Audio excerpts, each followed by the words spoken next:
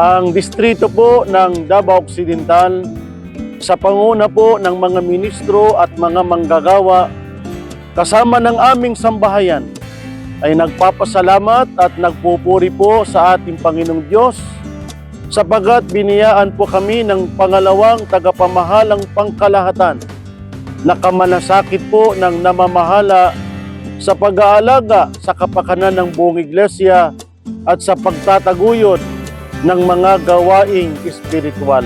Ang dalangin po namin sa ating Panginoong Diyos na pamalagiin po ang inyong buhay at lakas at lalong pasaganain sa karunungan at kapangyarihan upang patuloy po na gumabay at magpayo sa amin tungo sa aming kasakdalan at kaligtasan. Kaisa niyo po ang mga ministro at mga manggagawa sa pangangalaga upang palakasin at patibay ng pananampalataya ng mga kapatid dito po sa aming distrito.